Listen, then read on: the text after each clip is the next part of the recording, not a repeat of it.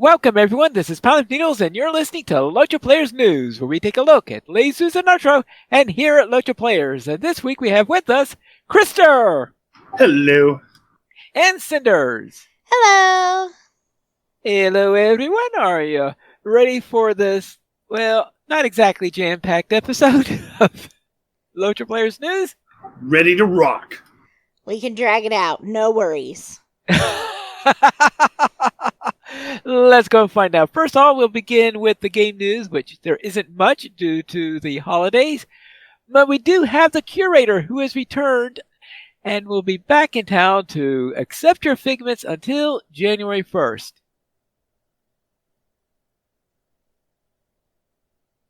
And, Hooray. yeah, right. So that means if you don't have any hobby horses, it's the time to go and get one, right? Yes, and hobby horses are the best. There is nothing like watching a high elf ride a hobby horse as they're like slapping their rear end as they go down the road. It's just a riot. They should the hobby horse should be allowed to be a war steed, so that I could have a heavy hobby horse and trample. Okay, that would be funny. I just love that you can have a horse that is entirely powered by your own legs that goes as fast as a horse with 4 legs. But when you're just running, you can't go that fast. Yeah. A bit weird, that would be. But yes, and we also, of course, have the continuing saga of the 12 days of LOTRO, and I believe we are up to day 10 now? Indeed. On the first day of LOTRO, my hobby gave to me a drink at the Prancing Pony. On the second day of LOTRO, my hobby gave to me 2 elvish twins and a drink at the Prancing Pony. On the third day of LOTRO, my hobby gave to me 3 sidekicks, 2 elvish twins, and a drink at the Prancing Pony. On the fourth day of LOTRO, my hobby gave to me 4 ghostly tests, 3 sidekicks, 2 elvish twins, and a drink at the Prancing Pony. On the 5th day of LOTRO, my hobby gave to me 5 eyes and bits, 4 ghostly tests, 3 sidekicks, 2 elvish twins, and a drink at the Prancing Pony. On the 6th day of LOTRO, my hobby gave to me 6 elfsa judging, 5 eyes and bits, 4 ghostly tests, 3 sidekicks, 2 elvish twins, and a drink at the Prancing Pony. On the 7th day of LOTRO, my hobby gave to me 7 dwarven fathers, 6 elfsa judging, 5 eyes and bits, 4 ghostly tests, 3 sidekicks, 2 elvish twins, and a drink at the Prancing Pony. 8. On the 8th day of LOTRO, my hobby gave to me 8 brood of boffins, 7 dwarven fathers, 6 elfsa judging, 5 eyes and bits, 4 ghostly tests, 3 sidekicks, 2 elvish twins, and a drink at the Prancing Pony. On the 9th day of LOTRO, my hobby gave to me 9 wraiths a riding, 8 brood of boffins, 7 dwarven fathers, 6 elfsa judging, 5 eyes and bits, 4 ghostly tests, 3 sidekicks, 2 elvish twins, and a drink at the Prancing Pony. On the 10th day of LOTRO, my hobby gave to me 10 rangers skulking, 9 wraiths a riding, 8 brood of boffins, 7 dwarven fathers, 6 elfsa judging, 5 eyes and bits, 4 ghostly tests, 3 sidekicks, 2 elvish twins, and a drink at the Prancing Pony. Bravo! Thank you. Hooray! Oh boy, you're. Maybe next week you should only do the last one since your voice doesn't sound like it could survive. We'll see. I'll have a whole week to let it rest up without having to yell over 24 recorders. So. Well, if it's have that. and if it's a Hobbit distributing all this stuff, when's the Matham armor coming? I'm thinking maybe on day 12. 12 sets of Matham armor. 12 Matham armors, huh? I was wondering what was going to be day 12. Well, we'll have to wait and see if you're correct. We will have to see. See, it would have been nice if it were 12 dwarves for tea, but we all know that it was 13 dwarves for tea, so... So not quite on that. All right, so those are the first 10 days in the 12 days of LOTRO. And they were quite busy on all that you're getting in there, it looks like. Mm-hmm. And that means we should now head into our note that we are going to have our standard Wednesday morning restart. It's going to be from 9 to 1 server time, but usually it comes up around 11, so it's usually down for only 2 hours. But they allocate 4 on it just in case something goes wrong. And I'm pretty sure that since all the Saying So people are probably going to be on holiday at the time, that they hope nothing goes wrong. I think they probably hope that always, regardless.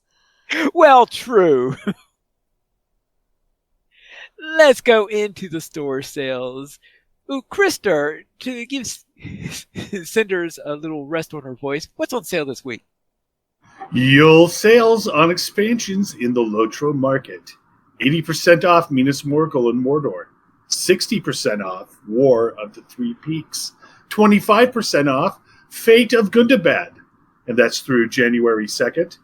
Returning for a limited time, the Rakish and Homesteads and Harvests Patrons Coffers. And then we have links to, I'm assuming we're going to be posting those in our show notes, to these coffers, the housing coffers. So the patron coffers and the housing coffers. And that'll be through January 2nd as well. And then double bonus LOTRO points. I love this. This is my favorite time of the year. Get twice the bonus points in the LOTRO store through January 2nd. And the Yuletide savings continue. And now through December 28th, you get 35% off, 100% Infamy Renown gain, 50% off Monster Play skins, 75% off Monster Play skills, and that's through December 28th. Make your peace with Middle Earth. Make your peace with Middle Earth shine. Get 25% off select housing decorations, select housing sets, housing property writs, select cloaks, and that is through the 28th as well. And then the weekly coupon is for a free Max Morale and Power Scroll. The coupon code is Max Scroll, all caps, all one word, and that's through December 28th as well. Thank you, Crister. And I decided to go into a not very often used character and find out just how much stuff gets dumped into your inventory when you open up one of those Homestead and Harvest coffer sets. Oh, you did that? I did. Yeah, Okay. I did that after our conversation. All right. And what I found is that after opening up everything and after using the ones that are consumed, such as mounts and the like, so that they're no longer taking up space, I am left with it using up a total of 56 inventory spaces. Yeah. So That's a lot. that's a lot. That is 4 bags worth under the old system? Uh-huh. Yeah. That is so ridiculous, too. That is so ridiculous. And the others are just so small comparatively because the rakish set has only 11 cosmetic items that's taking up space afterwards. After using up the consumables in there, and the Rivendell. I also checked the Rivendell sets, which were taking up. Oh no, they take up only a couple, so pittance compared to the other two. But that homestead and the homestead and harvest coffer, yes, 56 spaces. In other words, maybe get it, but open it one thing at a time. Yeah, and most of them are housing decorations. On the plus side, they do give you a housing carry-all that will hold 50 items. What about the extra 6? That's what you have another housing carry-all for. Well, okay. That's the. Well, I guess that's why a housing carry-all comes with. But the housing carry-all only goes to the first character, while all those 56 things goes to every character. That's true. Good point. But of course, if you aren't planning on using them for most of your characters, then you just leave them in the box and tuck them away. Yes. Or you use your double bonus points to get yourself more carry-all bags. That's your solution to everything. How do we defeat Sauron? Just get a carry-all. Yeah, this is her. And for her 12th day of LOTRO, she was 12 carry-alls. No, I want a carry-all on day 1. I want 2 carry-alls on day 2 and a carry-all. I thought you just wanted 12 days of Christmas carry-all that would carry everything you got during the 12 days of Christmas. That would work too. Or even better yet, a Mary Poppins style carry-all where I can just dump everything in and just pull it out as needed. Infinite. That's a bag of holding right there. Yeah, that's a bag of holding, all right. Uh-huh. See, so Mary Poppins invented the bag of holding. Maybe. I thought she invented the umbrella of flying. Well, she was very, very creative. A genius of her day. Yes. She just stuck a pole in her bag and turned it upside down.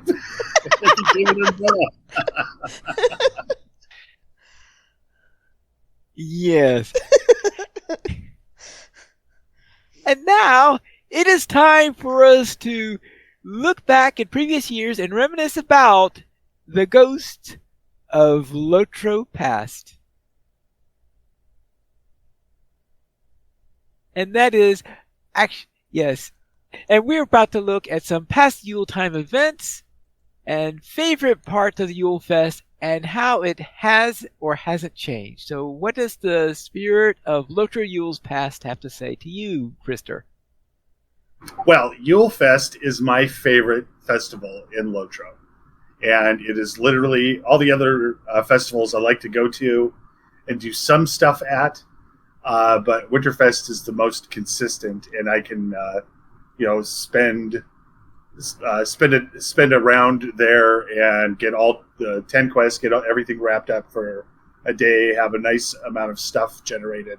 And so I just use this festival to generate my tokens for the rest of the year, pretty much.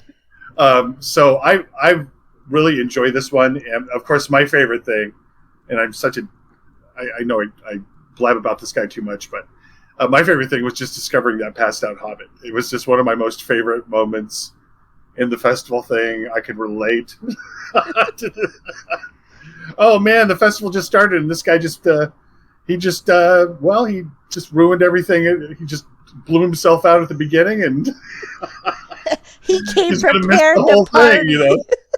Yeah, he partied too hard.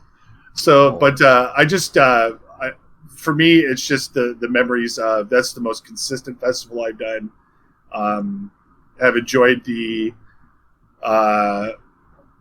routine of it, and the only frustration I have is a frustration I have in mini zones, in that I can't get on my war steed and trample those woodmen on the hill there when you have to go kill them for the firewood. if I could just trample them, I think my life might be complete. So that's my memory. All right, Cinders? Well, so I haven't had nearly as many Yule Fests to go to as you guys, but I do like, and I think probably one of my favorite parts of it has always been the snowmen, because it just feels so wintry and festive. And I like that you can do the different ones, and if you get them on the right snow pile, it will make a really, really big one. So I've really enjoyed that. I think adding the biggest change that has happened, I think, since I've been playing with them, was adding those instances, the like winter and seasonal instances. Right. And those are definitely more challenging than something I would want to do on my winter holiday. So that's not something that I've really gotten into. But I like the idea of a quest where you can go do like where you get the sweets from all over the countryside, off of different critters that stole them. And I think that was kind of a fun little quest to do. Especially if you're high enough level to do that without dying or attracting the entire landscape to chase you. Go with friends. How about you, Pine? All right. I try. The biggest thing that stands out on me on Winterfest is I'm not as big a fan of cold weather as some other people are. I know. I just not into snow and all that stuff. Well, it feels cold. That's I know that. So the biggest thing I remember is going through the storyline the first time and doing all this stuff and finally helping the poor out and all that stuff and finishing it all. And I think you get these rags or something like this. And then after, what is it? How many weeks is it afterwards where this thing pops up in the mail? Do you remember? No. Oh my goodness. Oh, you don't. Oh, you've never finished it before? Well, I have finished it. I don't know how long it is till it comes. I finished Oh, it. okay. I finished it for both sides.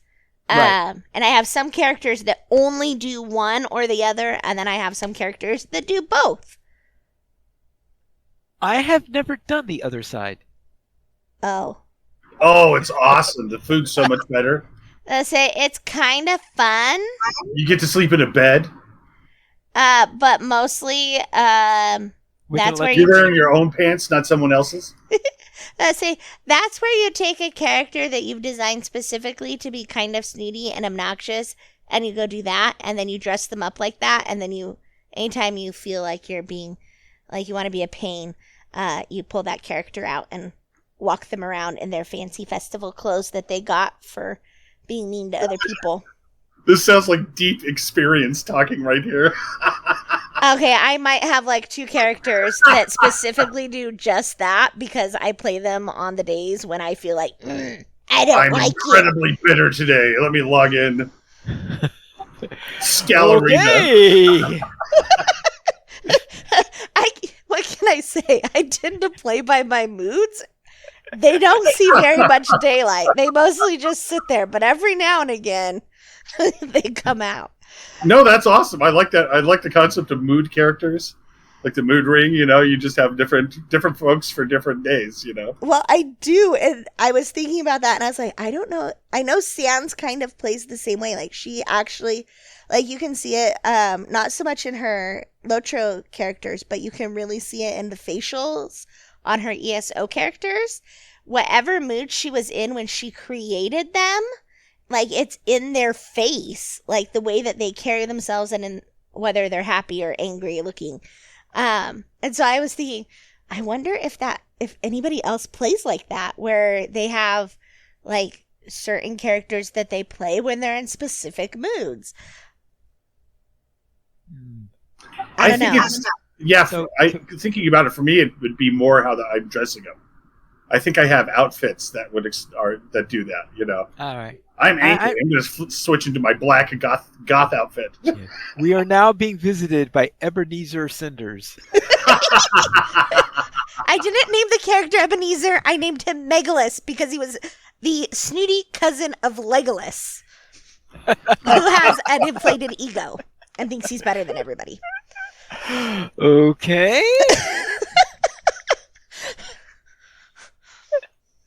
Yes. But anyway, I think the last couple of years, I don't think I even taken a close enough look at the cosmetics to decide, okay, do I really want to spend?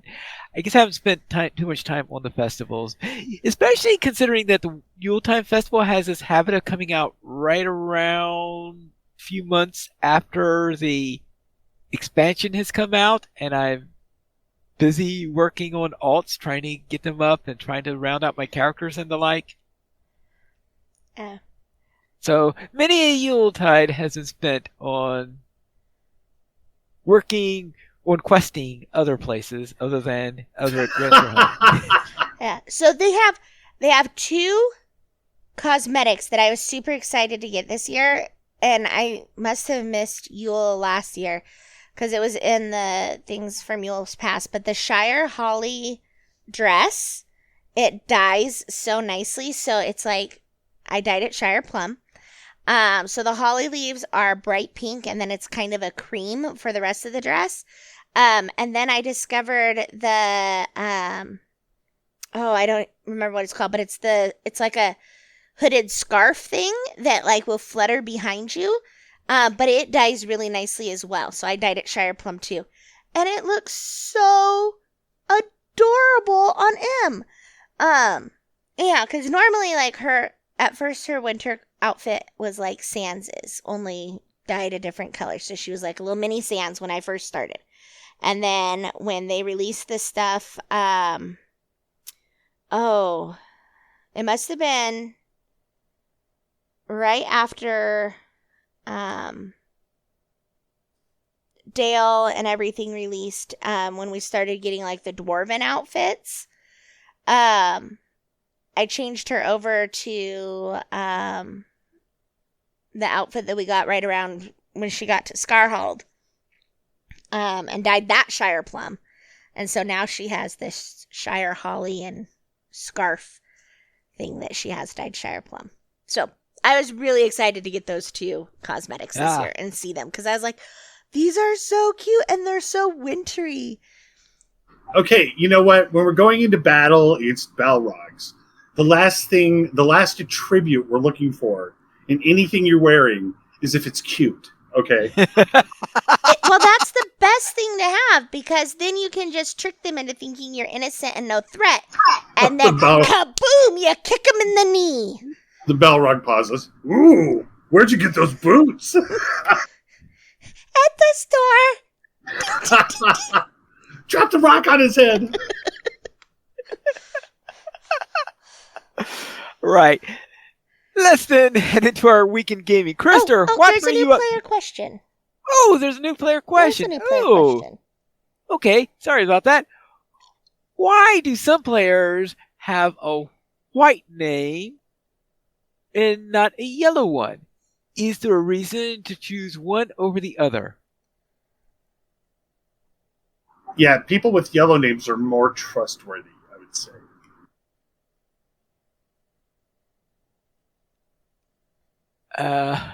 Huh? Okay. The ones with the other more. That's because the ones with the white names are the ones who are role playing, right? I believe so. Yes. Yes. Right. Yes. So therefore, yeah, I guess the ones with the white name, you're not sure what they're up to because they're too busy role playing, I guess. Exactly. See, they're role playing. How can you ever trust somebody like that? Because you don't know what role they're playing. Exactly. All right. Yes, the white names, that is the color your name gets switched to. If it's an indicator that you are role playing, which is an option that you have. But I presume that's a slash role play to do the. I it's been so long since I've gone to that mode. I can't remember. Yeah, I think it's just RP. Slash RP. Okay, I guess that makes sense. Yeah, so slash RP in order to turn that on, and it is probably a lot more common on servers like Laurelin or Landreval. Yep, Ledgerval used to be, well, and maybe it still is. We still see the concerts going on all the time, so there's some more playing going on. Right. Used to be the Prancing Pony was a big center for a long, long time. Yeah, the Prancing Pony. Yeah, I remember because back when I used to do concerts, our most common place to perform in was right in front of the Prancing Pony. Yeah, and like the bards were actually, when the bards were active, that was always where people were stopping. And yeah, you'd always have the concerts going outside, and we'd always be hanging out there with our horses. It was a different time. A different time. I don't know where most of the concerts are these days, whether they're still there or if there's so many. I think there's still I believe there's a group that they have several different places they play during the course of whatever the rotation is. But they're not necessarily like out of the way places, but they're not places where people are commonly going these days, just because all the activities in other zones. So every once in a while you run across them, but the most common one I see is the one. There's still a concert series that goes out in front of the Prancing Ponies, so I see that from time to time. And I still occasionally run to a concert at the south gate of Bree, which is, I've always thought it was a strange place to be holding them, considering the fact that place receives a huge amount of traffic. That might be part of it, though. Maybe they used to try to sell something, Oh, that they're trying to get it so that people go, because sometimes you're wondering is if you're coming into it, if you're arriving at the time in the middle of a concert, are you interrupting them or something like that? No, that's the whole point, though. That was the whole role play point, right? Is that you're doing interesting things that attract people's attention, and they're like, "Hey, what are you doing?" And then they go, hey, we're role playing. And then 9 out of the 10 of those people go, oh, that's stupid. But then the one person goes, ooh. And so then, now they've been introduced to a whole new facet. New facet to the game. And soon their name suddenly turns white. And then boom, yes. What do you mean my name's white? All right. Anything else you want to add to that question, Cinders? No. So, I had gotten the really brief, they're role playing from Sands, but hadn't ever, heard anything more about it. But I know, Guerre will sometimes do it. Lunario sometimes have their name white. I saw Crister's name was white the other day. Ooh. What was Crister up to? Well, at that point, he was sitting on a horse in front of a fire. And I should have thrown a snowball and didn't. But I know, Terry will sometimes do it. I saw, I think it was Glordriel's who was white, too. And I was just like, oh, I wonder if I could get some more information. So, that was my question. Do a little ritual out on the, where the graves. The grave place. Mm-hmm. I can't believe that the name just left my mind. Okay, that's embarrassing. Right next to Bree. The Barrow Downs. Thank you. Gosh, what is going on with me? Oh my goodness. Okay, yeah, the Barrow Downs. Thank you. I used to do this little thing in the Barrow Downs because Crister's roleplay story is that he was leading a contingent of Breelanders during a great. One of the the mini skirmishes or conflicts, and they all died, but he was able to bring them back and then guide them to their rest. And so he's got a ritual where he goes to the Barrow Downs and is trying to save other souls. So he kind of operates in between, life and death. And then, so I had this whole thing, and I did it for years with nobody ever seeing me, nobody ever coming across it, but it was just the role-playing thing to do, So it was pretty nerdy. I earned that the white name. So. All right. Then, what were you doing more recently then in your week in gaming? Well, it was a very super productive night last night, but I think that not only had to do with the experience booster, but we have double. Don't we have double XP this weekend? Right. If I'm not mistaken. So. I managed to get up to almost 149 last night. So we did the proto rotation, and then did the featured instance, and then ran Vermin, and of course doing the festival as well. Now that it's so nice to earn experience on Crister again. It's just it was shocking at first, but now it's just kind of cool to.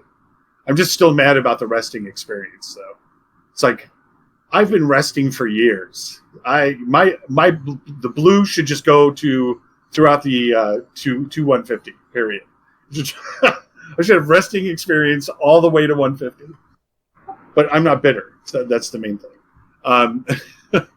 And then so I've been dancing around this subject for quite some time, complaining about it, obsessing about it, and I just have to give up and understand that I need to become the master of it. So there's a substance that has driven me mad in Middle Earth, and that is goo. And so what I'm striving to become is what I would probably say is kind of a guru. Okay? So in that vein, I am going to start proposing names for goo. Okay, and I want to give you guys just a little sampler. Okay, so this is just what I've come up with initially. There's a lot of meditation that has to go into this, a lot of thought. Okay, so arrogant goo, belligerent goo, cautious goo, delicious goo, What would be the delicious goo? Well, that would be Daleman's cramps. There's got that. Maybe that's the apple slices in. I thought it would be something like a plum pudding or something like that. There we go. That's delicious goo. Caramel, like melted caramel, is kind of delicious goo. That is delicious goo. How about fragrant goo? Fragrant goo. And my personal favorite, galloping goo. Galloping goo. That could go so many different ways. All right. Besides my obsession with goo and getting closer and closer to 150, I was playing Rogue Trader 40K this week, which is simultaneously frustrating as all get out and a lot of fun. And then with ESO, I swear I cannot. I just continue to just improve on perfection with my cosmetics. I've had these beautiful costumes now. I think I've caused at least 1 to 3% of the entire population to log off and delete their tunes. Just as, once you see me, what's the point? What's the point of even leveling anymore? You just need to start over again. You just need to give up and start over again. And that's it. So, Cinders, what were you up to?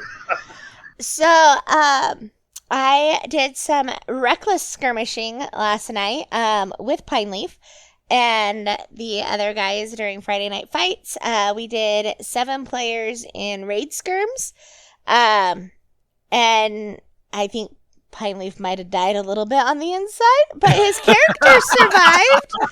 So it was all good, right? Yeah, we decided that we knew we were not skirmishing responsibly. So we decided to term it skirmishing recklessly. I got to meet Nick on Dinkum, and now I know what I need to give him to get the festive tree I want. I just have to remember to do it between now and the end of December. I need one more cherry. One more cherry. Oh, and cherries, yes. I found the pine cones. I figured that one out, and I've got 4 cherries. I just need a 5th cherry, and I can get the festive tree I want. And it has to be sunny on my island when in the morning between now and the end of the month. So I've got a little bit of work to do to get that festive tree I want, but I did get some presents. I stuck them in my son's house on Dinkum as a surprise for him should he log back in and play with me. And then my jeweler, I discovered, was close enough in her guild membership to be able to be a member of the Umbar Guild almost immediately, like less than 24 hours after I went to try. Actually, I looked, it was like, oh, I wonder what happens if I do this. Oh, look, I'm a member. And I have not yet shed tears for the metalsmith and woodworker that I am currently working to get into the Umbar Guild, although Pine Leaf is starting to sweat a little bit. We were trying to figure out how to get my woodworker the stuff she needs to get her ready so that she can make him some really nice instruments and a pipe. So I have promised in exchange for providing me with the things that she needs that I will level her up and make him something nice. So. Yeah, that's the problem, is that her woodworker is running with my minstrel, and I do some of my questing, and with her guardian, with them, I am occasionally running with my mariner, so both characters that need instruments. Yep.